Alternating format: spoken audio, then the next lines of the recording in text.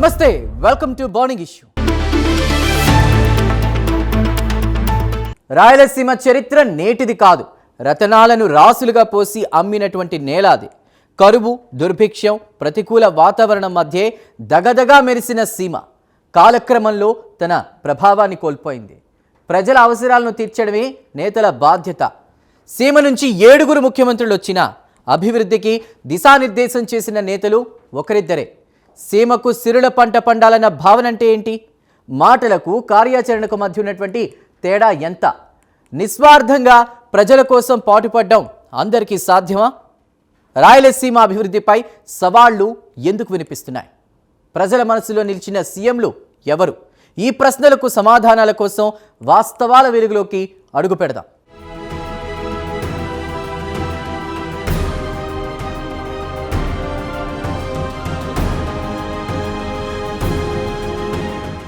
రాయలసీమ గడ్డపై పర్యటించిన భారత ప్రధానుల జాబితాలో 6వ వ్యక్తిగా నరేంద్ర మోదీ చరిత్రలో నిలిచారు. నెహ్రూ, ఇందిరా, పివి నరసింహారావు, వాజ్పేయి, మన్మోహన్ సింగ్ తర్వాత మోదీ ఈ ప్రాంతంలో ప్రజలతో ప్రత్యక్షంగా మమేకమయ్యారు. నాడు జవహర్లాల్ నెహ్రూ శ్రీశైలం ప్రాజెక్టు ప్రాథమిక దశలో సందర్శించగా, నేడు మోదీ శ్రీశైలం మల్లన్న దర్శనంతో పాటు అభివృద్ధి సంకల్పాన్ని ప్రకటించారు. పర్యటించిన ప్రధానుల్లో కొందరు ప్రాజెక్టుల ప్రారంభోత్సవాలు చేయగా, మరికొందరు సమీక్షలు, పార్టీ కార్యక్రమాల్లో పాల్గొన్నారు. అయితే మోదీ రాకతో రాయలసీమ అభివృద్ధిలో కొత్త అధ్యాయం ప్రారంభమైంది.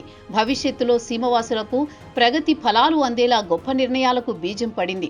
ఇది కేవలం వ్యక్తిగత ప్రతిష్ట కోసం జరిగిన తంతు కాదు. ప్రజల కోసం, ప్రాంత అభివృద్ధి కోసం చేపట్టిన బాధ్యతాయుతమైన పాలనకు నిదర్శనం.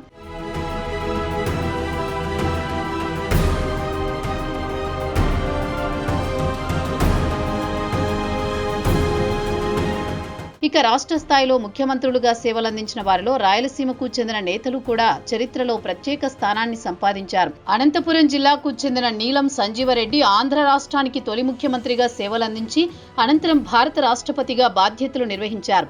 కర్నూలు జిల్లాకు చెందిన దామోదరం సంజీవయ్య దేశ చరిత్రలో తొలి దళిత ముఖ్యమంత్రిగా నిలిచారు.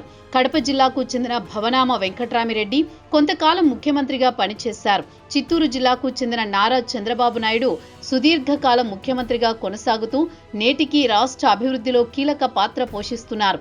అదే జిల్లాకు చెందిన ఎన్ కిరణ్ కుమార్ రెడ్డి రాష్ట్ర విభజనకు ముందు చివరి ముఖ్యమంత్రిగా పనిచేశారు. కడప జిల్లాకు చెందిన డాక్టర్ వైఎస్ రాజశేఖర్ రెడ్డి 2004 నుంచి 2009 వరకు ప్రజల మన్ననలు పొందిన ముఖ్యమంత్రిగా నిలిచారు. ఆయన కుమారుడు వైఎస్ జగన్మోహన్ రెడ్డి సీఎంగా ఎన్నికై సేవలందించారు.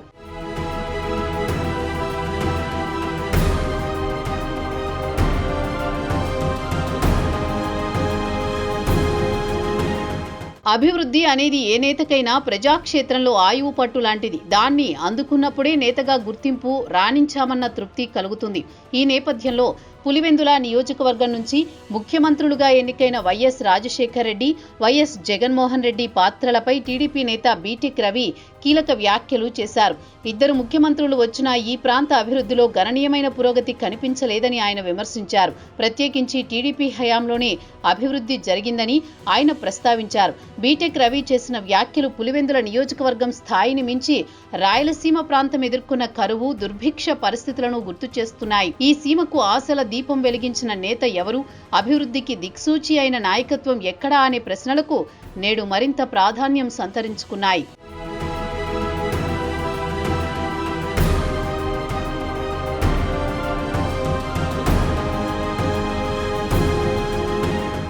రాయలసీమకు చెందిన ముఖ్యమంత్రులు తన హయాంలో ప్రారంభించి విజయవంతంగా పూర్తి చేసిన ప్రజా ఉపయోగ ప్రాజెక్టుల ఆధారంగా చూస్తే నారా చంద్రబాబు నాయుడుకే ప్రథమ స్థానం దక్కుతుంది. ఆయన హయాంలో అమలైన పథకాలు సీమ అభివృద్ధికి దిశానిర్దేశం చేశాయి. ఆ తర్వాతి స్థానంలో దివంగత ముఖ్యమంత్రి వైఎస్ రాజశేఖర్ రెడ్డి నిలిచారు. ఆయన చేపట్టిన కొన్ని ప్రాజెక్టులు ప్రజల మన్ననలు పొందాయి. గత ముఖ్యమంత్రుల్లో నీలం సంజీవరెడ్డి హయాంలో పెన్నా నదీ జలాల వినియోగానికి ప్రాథమిక ప్రణాళికలు రూపొందించి భవిష్యత్తు సాగునీటి ప్రాజెక్టులకు బీజం వేశారు. దామోదరం సంజీవయ్య తక్కువ కాలం సీఎంగా ఉన్న కర్నూలు, కడప రహదారి విస్తరణ, విద్యుత్ పంపిణీ వ్యవస్థ ఆధునీకరణ వంటి పరిపాలనా చర్యలు చేపట్టారు. కిరణ్ కుమార్ రెడ్డి సీఎంగా ఉన్న సమయంలో పాలన పరిమిత స్థాయిలోనే సాగింది. వైఎస్ జగన్మోహన్ రెడ్డి హయాంలో కూడా ఆశించిన మేర అభివృద్ధి సీమకు అందలేదు. తలపెట్టిన కార్యక్రమాలు సైతం పూర్తిగా అమలు కాక అరకొరగానే మిగిలిపోయాయి.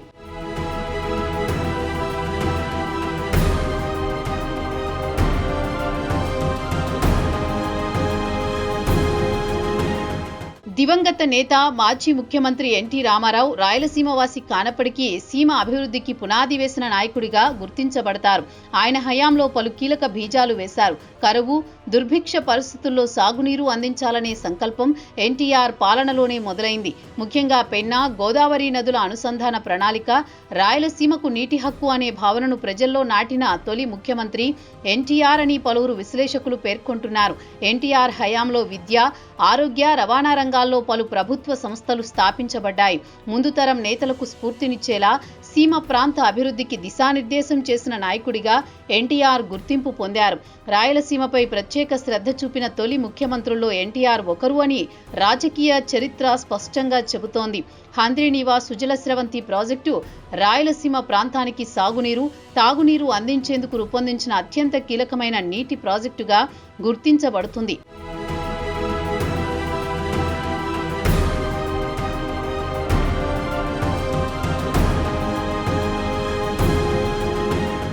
ఎన్టీఆర్, చంద్రబాబు ఇద్దరూ వేరు కాదు. తెలుగుదేశం పార్టీకి వెన్నుదన్నుగా నిలిచిన నేతలు. అంతర్గత పొరపచ్చాలు వచ్చినా ప్రజల నుంచి మాత్రం ఎప్పుడూ దూరం కాలేదు. ఎన్టీఆర్ ప్రారంభించిన సంకల్పాన్ని కొనసాగిస్తూ చంద్రబాబు నాయుడు హయాంలో హంద్రీనీవా, గాలేరు నగరి వంటి ప్రాజెక్టులు రూపుదిద్దుకున్నాయి. ప్రత్యేకించి రాష్ట్ర విభజన అనంతరం ఆంధ్రప్రదేశ్కు తొలి ముఖ్యమంత్రిగా బాధ్యతలు చేపట్టిన చంద్రబాబు 2014 నుంచి 19 మధ్య రాయలసీమ అభివృద్ధికి ప్రత్యేక ప్రాధాన్యత ఇచ్చారు. ఈ కాలంలో మొత్తం 13,429 కోట్ల విలువైన ప్రాజెక్టులు ప్రారంభమయ్యాయి. ముఖ్యంగా కర్నూలులోని ఓర్వకల్లు, కడపలోని కొప్పర్తి పారిశ్రామిక నోడ్ల అభివృద్ధి ద్వారా ప్రాంతీయ పరిశ్రమలకు బలమైన ప్రోత్సాహం లభించింది. కడప నెల్లూరు హైవే విస్తరణ, పీలేరు కాళూరు రహదారి అభివృద్ధి వంటి మౌలిక సదుపాయాల ప్రాజెక్టులు ప్రారంభమయ్యాయి. సాగునీటి రంగంలో 12,441 కోట్ల వ్యయం జరిగింది. కరువు, వలసల వంటి సమస్యలతో బాధపడుతున్న రాయలసీమలో ఈ ప్రాజెక్టులు అభివృద్ధికి కొత్త దిశను చూపించాయి. పారిశ్రామిక, రవాణా, సాగునీటి రంగాల్లో చేపట్టిన ఈ పనులు సీమకు శాశ్వత ప్రయోజనం కలిగించేలా రూపుదిద్దుకున్నాయి.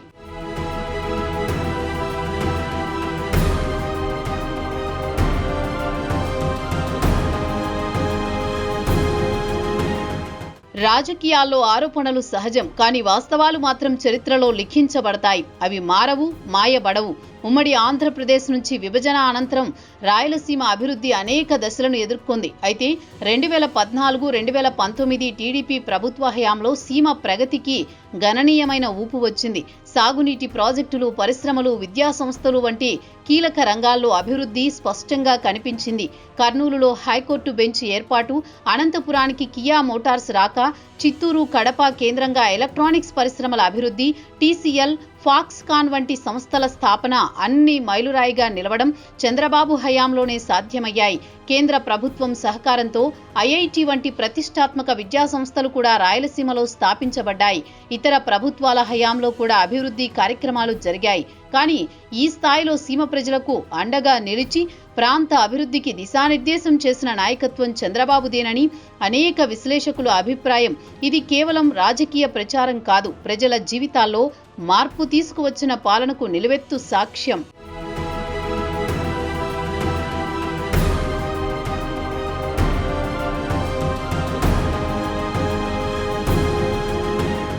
చంద్రబాబు తర్వాత రాయలసీమ ప్రజలకు అండగా నిలిచిన ముఖ్యమంత్రి వైఎస్ రాజశేఖర్ రెడ్డి చరిత్రలో నిలిచారు. 2004 నుంచి 2009లో కాంగ్రెస్ ప్రభుత్వ హయాంలో ఆయన ముఖ్యమంత్రిగా సేవలందించారు. ఈ కాలంలో రాయలసీమ అభివృద్ధికి ఆయన ప్రత్యేక ప్రాధాన్యం ఇచ్చారు. సాగునీటి ప్రాజెక్టులు, రహదారి మౌలిక సదుపాయాలు, విద్య, వైద్య రంగాల్లో గణనీయమైన పురోగతి కనిపించింది. ముఖ్యంగా Galeru Nagari project, Pothireddy head regulator విస్తరణ వంటి నీటి ప్రాజెక్టులు పూర్తయ్యాయి. ఇవి చిత్తూరు, కర్నూలు జిల్లాలకు సాగునీటి సామర్థ్యాన్ని పెంచి కరువు ప్రాంతాల్లో వ్యవసాయాన్ని ప్రోత్సహించాయి. కాంగ్రెస్ హయాంలో సుమారు 2,100 కోట్లకు పైగా నిధులు రాయలసీమ అభివృద్ధికి వినియోగించబడ్డాయి. ఇది కేవలం పాలనా ప్రక్రియ కాదు, ప్రజల అవసరాలను గుర్తించి వాటికి శాశ్వత పరిష్కారం చూపే ప్రజా సంకల్ప పాలనకు నిదర్శనం.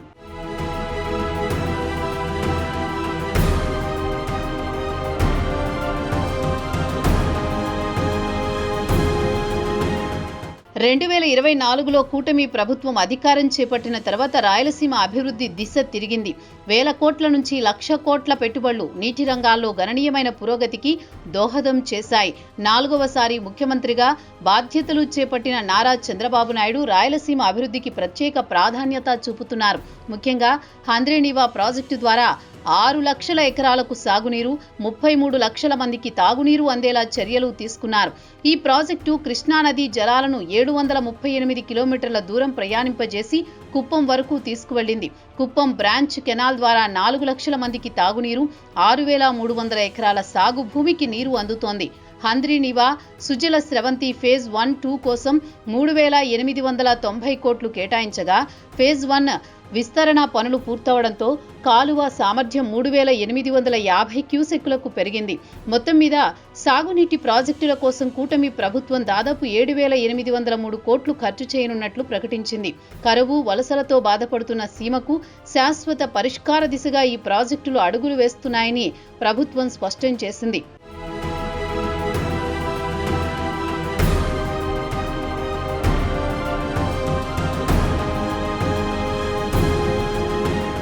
రెండు 2024లో కూటమి ప్రభుత్వం ఏర్పడిన తర్వాత ముఖ్యమంత్రి చంద్రబాబు నాయుడు నేతృత్వంలో రాయలసీమను హైటెక్ పారిశ్రామిక కేంద్రంగా అభివృద్ధి చేయాలన్న సంకల్పం స్పష్టంగా కనిపిస్తోంది. కడప, తిరుపతి, పూతలపట్టు, ఓర్వకల్లు, కొప్పర్తి వంటి ప్రాంతాల్లో పారిశ్రామిక నోడ్ల అభివృద్ధికి చర్యలు ప్రారంభమయ్యాయి. ఏడాదిలోనే 1.59 లక్షల కోట్ల పెట్టుబడులు, 46 భారీ పరిశ్రమలకు అనుమతులు మంజూరయ్యాయి. వీటి ద్వారా 1.26 లక్షల మందికి ఉపాధి సహకారం అందిస్తోంది. ఉపాధి అవకాశాలు కలిగే అవకాశం ఉంది. విద్యుత్ హబ్గా రూపాంతరం చెందుతున్న ఈ ప్రాంతంలో సౌర విద్యుత్ పంపుడు స్టోరేజ్ ప్రాజెక్టులు, రక్షణ రంగ పరిశ్రమలు, ఉక్కు పరిశ్రమలు స్థాపించేందుకు కేంద్రం సహకారం అందిస్తోంది. కడప ఉక్కు పరిశ్రమ పనులు ప్రారంభ దశలో ఉన్నాయి. ఈ పరిశ్రమల ద్వారా రాయలసీమకు శాశ్వతంగా ఉపాధి, ఆర్థిక స్థిరత్వం, ప్రాంతీయ సమతుల్యత కలిగించాలన్న లక్ష్యంతో ప్రభుత్వం ముందుకు సాగుతోంది.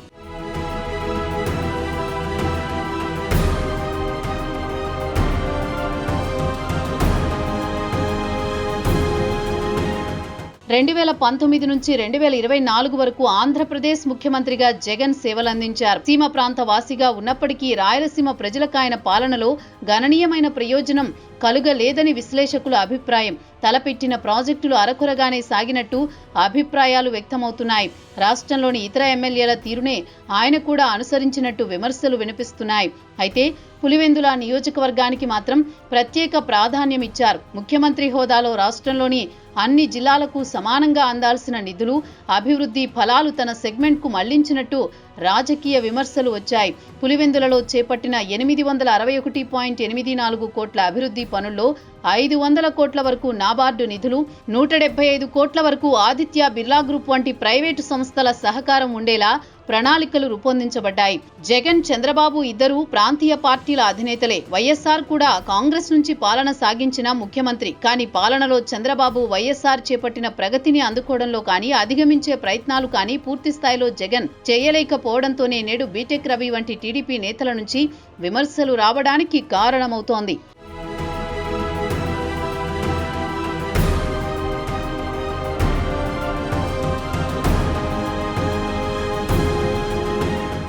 రాయలసీమ వాసిగా ముఖ్యమంత్రి హోదాలో ప్రాంత అభివృద్ధికి అగ్రగామిగా నిలిచిన నాయకుడు చంద్రబాబు నాయుడు. ఆయన పాలనలో తీసుకున్నటువంటి చర్యలు, సాగునీటి ప్రాజెక్టుల వేగవంతమైనటువంటి అమలు, పారిశ్రామిక పెట్టుబడుల ఆకర్షణ, ఉపాధి అవకాశాల సృష్టి సీమవాసుల కలలను నిజం చేసే దిశగా సాగుతున్నాయి. గతంలో పలువురు అధికారం చేపట్టినా ఈ స్థాయిలో ప్రాంతానికి దిశానిర్దేశం చేయలేకపోయారు. కానీ ఇప్పుడు రాయలసీమ అభివృద్ధి ఒక లక్ష్యంగా మారింది. రాజకీయ హోదా కాదు, ఇది కేవలం మాటల పరిమితిలో కూడా కాదు, ప్రజల జీవితాల్లో మార్పు తీసుకొచ్చే కార్యాచరణలో కనిపిస్తోంది. ఈ మార్గంలో సీమకు నూతన శకం ప్రారంభమవుతోంది. కూటమి ప్రభుత్వం మరింత స్థాయిలో సీమను రతనాల సీమగా మార్చాలని మనమంతా కలిసి ఆశిద్దాం.